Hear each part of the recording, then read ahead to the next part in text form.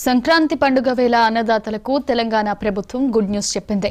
ఈ మేరకు రైతు భరోసా పథకానికి సంబంధించి మార్గదర్శకాలను విడుదల చేసింది. ఈ నెల 26 నుంచి ఎకరాకు 12,000 చొప్పున పెట్టుబడి సాయాన్ని రైతుల ఖాతాల్లో సర్కార్ జమ చేయనున్నారు. అయితే భూభారతిలో నమోదైన వ్యవసాయ యోగ్యమైన భూములకే ఈ సాయం అందనుంది. భూ విస్తీర్ణం ఆధారంగా పట్టాదారులకు రైతు భరోసా పథకం వర్తించనుంది.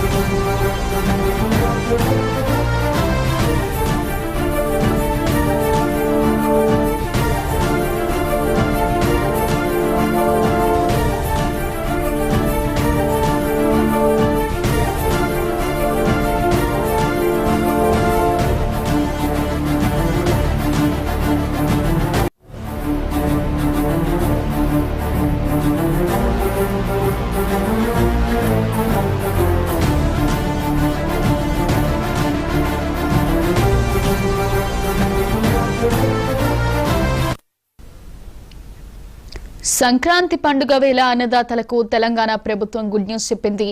ఇదే అంశంపై మరింత సమాచారాన్ని మా కరెస్పాండెంట్ శ్రీకాంత్ అందిస్తారు. శ్రీకాంత్, చెప్పండి. Good morning Harika. రైతు భరోసా మీద తెలుగులో తెలంగాణ ప్రభుత్వం ఉత్తర్వులు జారీ చేసింది. ఇప్పటికే సీఎం రేవంత్ రెడ్డి ఇటీవల జరిగిన రివ్యూల సందర్భంగా రైతు భరోసా సంబంధించిన ఏదైతే ముఖ్యంగా 4 పథకాలకు సంబంధించి ఈ నెల 26 నుంచి రిపబ్లిక్ డే సందర్భంగా, గణతంత్ర దినోత్సవం సందర్భంగా ఈ పథకాలు ఇంప్లిమెంట్ చేస్తామని చెప్పిన నేపథ్యంలో దానికి సంబంధించినటువంటి విధి విధానాలు ఉత్తర్వులు పేర్కొంటూ ఒక ఉత్తర్వులకు జారీ చేయడం జరిగింది. ముఖ్యంగా రైతు భరోసా పథకం ఈ నెల 26 నుంచి ప్రారంభం కాబోతుంది.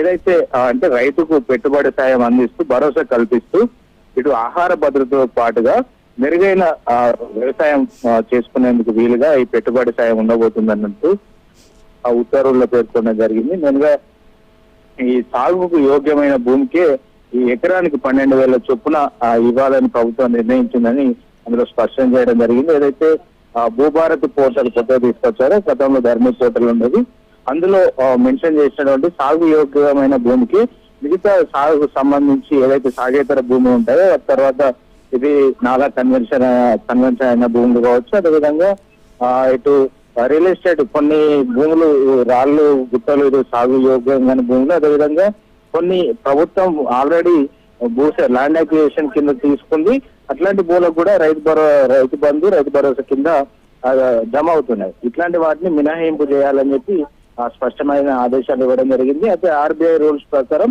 ఏదైతే ఖాతాల్లో నేరుగా రైతు ఖాతాల్లో జమ అవుతాయో అదే విధంగా ఈ ప్రొసీజర్ ఉండబోతుందని కూడా ఉత్తర్వుల్లో స్పష్టం చేయడం జరిగింది. దీని రైతు భరోసా అమలును పూర్తి స్థాయిలో ఇటు వ్యవసాయ శాఖ దీన్ని పర్యవేక్షిస్తుంది. అదే సేమ్ టైం ఇటు ఐటీ శాఖ ఎన్ఐసికి ఇప్పటికే ఈ భూభారతి పోర్టల్ అప్పగించిన నేపథ్యంలో రైతుల ఖాతా వివరాలు, భూమి వివరాలు ఉంటాయి కాబట్టి ఈ ఎన్ఐసి నేతృత్వంలోనే ఐటీ శాఖ కూడా దీనికి సంబంధించి రాష్ట్ర స్థాయిలో దీన్ని పర్యవేక్షిస్తే, అదేవిధంగా ఏదైనా ఫిర్యాదులు కావచ్చు, కింది స్థాయిలో ఏదైనా ఇబ్బందులు కావచ్చు రైతులకు ఏర్పడితే కలెక్టర్లు జిల్లా స్థాయిలో దీన్ని పర్యవేక్షణ చేయాలని చెప్పి ఉత్తర్వుల్లో స్పష్టం చేయడం జరిగింది. ఈ రైతు భరోసాకు సంబంధించి ఇది ఈ సంక్రాంతికి రైతులకైతే తీపి కబురు అని చెప్పొచ్చు. ఎందుకంటే 26 నుంచి ఎకరానికి అంటే 12,000 చొప్పున ఏడాదికి అని చెప్పిన నేపథ్యంలో ఈ సీజన్ కి సంబంధించి 6,000 చొప్పున ఎకరానికి రైతు ఖాతాలో జమ కాబోతున్నాయి. తెలంగాణ రైతుల్లో 4 సంక్షేమ కార్యక్రమాలు ఇంప్లిమెంట్ చేయబోతున్నామని ప్రభుత్వం చెప్పిన నేపథ్యంలో మొదటి రైతు భరోసాకు సంబంధించి మాత్రం గైడ్ లైన్స్ తెలుగులో ఇవ్వడం, అదేవిధంగా సాధారణ భాషలో ఇవ్వడం, ఇటు దీంతో పాటుగా ఇది రైతులకు మాత్రం ఇది తీపి కబురు అనే చెప్పొచ్చు. అయితే ఇందిరమ్మ ఆత్మీయ భరోసా ఏదైతే ఉందో జాబ్ కార్డు హోల్డర్స్ అంటే భూమి లేని నిరుపేదలు ఎవరైతే ఉన్నారో వారికి కూడా ఇటు ప్రభుత్వం వారి ఖాతాల్లో జమ చేస్తామని చెప్పింది. దానికి సంబంధించిన ఉత్తర్వులు కూడా ఈ 1-2 రోజుల్లో రానున్నట్టుగా తెలుస్తుంది. దానికి సంబంధించిన ఉత్తర్వులు వచ్చిన తర్వాత కూడా వారికి కూడా ఈ నెల 26 నుంచే ఈ అమౌంట్ జమ చేయబోతున్నారు. దానికి సంబంధించినటువంటి విధి విధానాలపైన కూడా అధికారులు కసరత్తులు చేస్తున్నారు. దీనికి సంబంధించి ఈ నెల 15 లోపే అన్ని రకాల గైడ్ లైన్స్ రూపొందించి దీని ఇంప్లిమెంటేషన్ కోసం కలెక్టర్లు సిద్ధంగా ఉండాలని చెప్పి నిన్న కలెక్టర్ల సమావేశంలో సీఎం రేవంత్ రెడ్డి దిశానిర్దేశం చేసిన పరిస్థితి కనిపించింది. అయితే మొత్తానికి తెలంగాణ ప్రభుత్వం తెలుగులోనే అందరికీ సరళీకృతంగా రైతులకు అర్థమయ్యే రీతిలోనే ఈ జీవోని అయితే తీసుకొచ్చింది. అయితే శ్రీకాంత్, పట్టాదారులకు ఎకరాలకు 12,000 చొప్పున పెట్టుబడి సాయాన్ని రైతులకు అందిస్తున్నారు ప్రభుత్వం. అయితే రైతులు ఎలా స్పందిస్తున్నారు ఇలా గుడ్ న్యూస్ చెప్పడం ద్వారా? ఎగ్జాక్ట్లీ ఇది రైతులకు తీసుకోవరు. ఎందుకంటే గత సీజన్ లో రాలేదు. గతంలో ఎలక్షన్ టైంలో, పార్లమెంట్ ఎలక్షన్ టైంలోనే ఈ రైతు బంధు కింద ఏదైతే అమౌంట్ ఉందో అదే చెల్లించారు.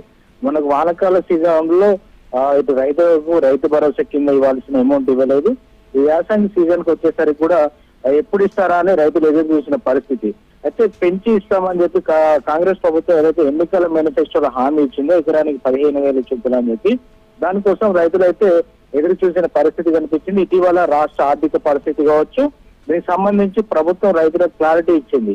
రాష్ట్రం ప్రస్తుతం ఆ అప్పుల్లో ఉంది, 7 లక్షల కోట్ల అప్పుల్లో ఉంది రాష్ట్ర ప్రభుత్వం. దీన్ని నెట్టుకు వస్తున్నాం. అయితే రైతులకు ఇమ్మీడియట్లీ ఇవ్వడానికి రైతు ప్రభుత్వం దగ్గర లేకపోయినా రైతు సంక్షేమ ధ్యేయంగా ప్రభుత్వం వెళ్తుంది కాబట్టి ఎకరానికి 6,000 చొప్పున 12,000 చొప్పున ఏడాదికి ఒక సీజన్ కి 6,000 చొప్పున ఇవ్వడానికి ప్రభుత్వం నిర్ణయించింది. ఖచ్చితంగా రైతు ఖాతాల్లో జమ చేయబోతున్నామని చెప్పి రైతులను మెప్పించే ప్రయత్నం చేశారు. దీనికైతే రైతుల నుంచి పెద్ద స్థాయిలో ఏమాత్రం నిరసనలు కానీ ఎలాంటి రైతుల నుంచి మాత్రం రాలేదు. ఎందుకంటే ఒక దాదాపు ఇప్పుడు సంవత్సర కాలం పాటుగా అని కూడా మనం చెప్పొచ్చు రైతు భరోసా పెట్టుబడి సాయం లాంటివి లేదు కాబట్టి ఒకేసారి ఇప్పుడు ఈ సీజన్ కు సంబంధించి 6,000 ఎకరానికి 6,000 చొప్పున రైతు ఖాతాలో జమ కాబోతున్నాయి కాబట్టి హర్షం వ్యక్తం చేస్తున్నారు. అదేవిధంగా రైతు కూలీలు ఎవరైతే ఉంటారో భూమి లేనటువంటి నిరుపేదలు వారి అకౌంట్ లో కూడా జమ చేయాలని ప్రభుత్వం నిర్ణయించింది.